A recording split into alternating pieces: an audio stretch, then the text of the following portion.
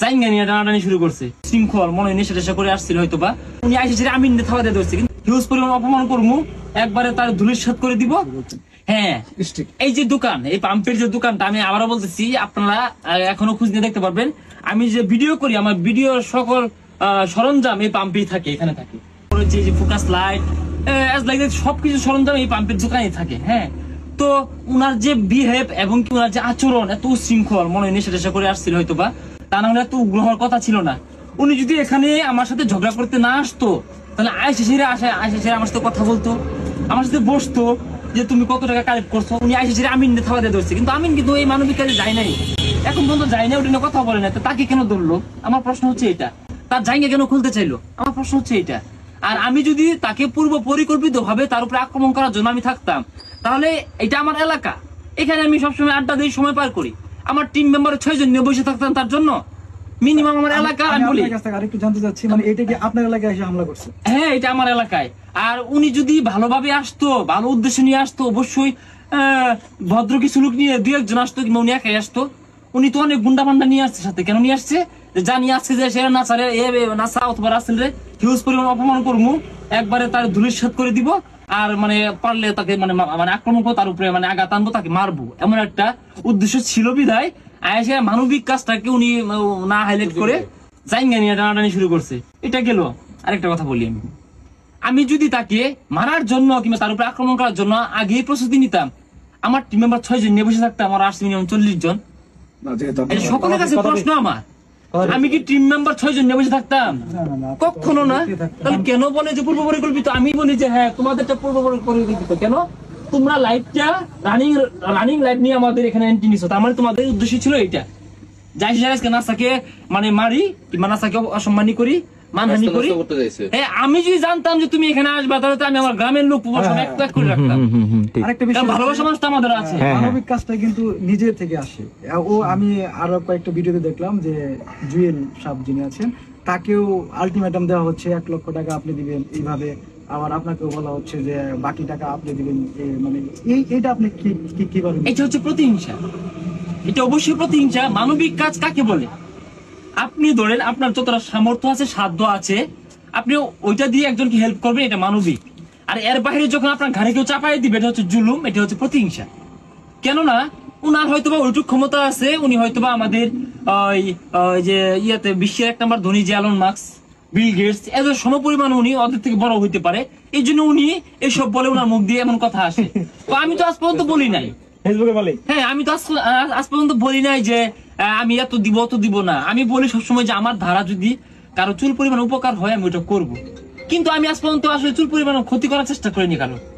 হ্যাঁ, আমি এই কথাই সবসময় বলি যে আমার ধারা যতটুকু সম্ভব হয় আমি কোনি মিয়ার জন্য আমি ওইটা কালেক্ট করে দিব, আমি নিজের কাছ থেকে কিছু দিব আর কিছু কালেক্ট করে দেওয়ার চেষ্টা করবো। হ্যাঁ, এটা নিয়ে আমি গতকালকে একটা লাইভ করছি। ওই লাইভে প্রবাসী যারা আছে, ওরা যে ইয়ে করে মানে সহযোগিতা করে যারা আছে, কাইয়ুম ভাই হয়তো অনেকে চিনেন, উনি ওই লাইভে যোগদান করছিল। তিনি প্রতিশ্রুতি দিয়েছে 50,000 টাকা দিবে। তো আরেকটা ভাই ছিল আপনাদের জামালপুরের মেবি, আমি নামটা বলে হৃদয় না কি জানি, একটা হৃদয় ভাই না কি জানি, হৃদয় হাসান না, মানে এরকম একটা নাম উনার মেবি, উনি ওইখানে আমার লাইভে জয়েন দিছিল। তো তাকেও বললাম যে দেখেন কি করা যায় এই বিষয়ে। আমি ফোনে অনেকের মাধ্যমে মানে যোগাযোগ করছি যে আপনারা একটু দেখেন, যে যেমনটা পারেন আমাদের শেরপুর জেলা কনিমিয়ার জন্য এই কাজটা করেন।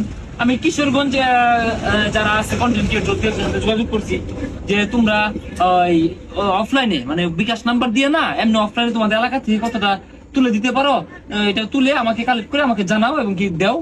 কনিমিয়ার অবস্থা খুব খারাপ, তার জন্য আমরা এটা কিছু করি। এইভাবে কিন্তু আমি কাজ করতেছি। ওনার হিসাব হচ্ছে উনি যে মাজার নিয়ে ঘুরে, শিষ্য নিয়ে ঘুরে, ওইটার সাথে আমি যোগদান দিই না কেন? মানে ওনার হিসাব হচ্ছে নাসাকে আমি ইউজ করতে পারতেছি না, এটি সমস্যা ওনার। উনি চায় উনি সবাইকে ব্যবহার করতে চায়, মানে আপনার মতো চেষ্টা করতেছিলেন। হ্যাঁ, অবশ্যই। আমি যদি না করি তো গতকালকে লাইভ, ওটা তার আজকের না। আমি যদি চেষ্টা না করি, আমার ফার দিন রাসেল আইডিতে দেখবেন গতকালকে আমি কনিমিয়া নিয়ে লাইভ করছি। সেই লাইভে কি বলছি, সেই লাইভে আমি কিছু টাকাও কালেক্ট করছি, প্রায় 10,000 টাকার মতো কালেক্ট করছি। তো আমি যদি আমার জায়গা থেকে চেষ্টা না করতাম, তাহলে আমি গতকালকে লাইভটা কেন করলাম? আরেকটু আমি জানতে চাচ্ছি, জামালপুরের কন্টেন্ট ক্রিয়েটর মিলন চৌধুরী নামের ছেলে আছে, সে অসুস্থ ছিল।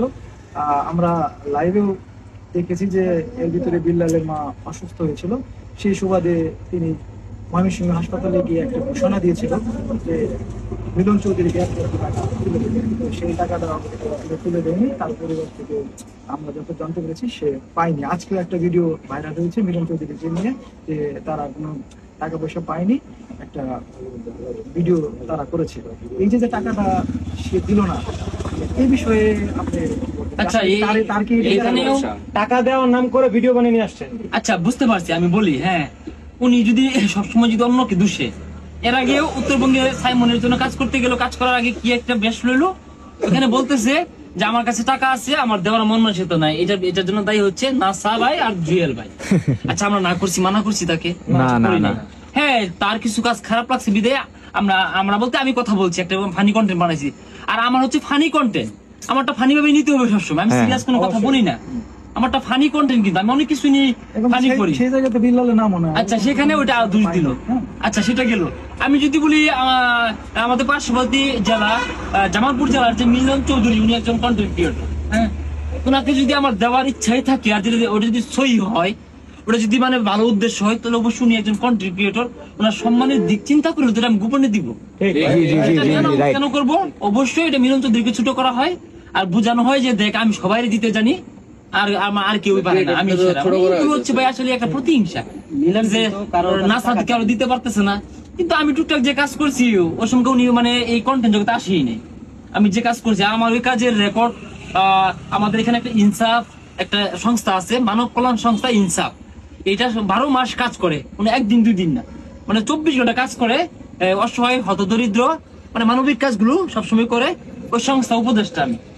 তো ওইটার মাধ্যমে আমি অনেক কাজ করছি, অনেক কিছু করছি, ওগুলো রেকর্ড আছে। ওই সংস্থার চেয়ারম্যান মাওলানা হাবিবুল্লাহ পাহাড়ি সাহেব, উনি কিন্তু এই বিষয়টা জানে। উনি আজকে একটা পোস্ট করছে যে রাসেল ভাইয়ের কাজগুলো মানে উনি গোপনীয়তা নিয়ে কাজ করে, সবসময় সোশ্যাল মিডিয়াতে নিয়ে আসে না।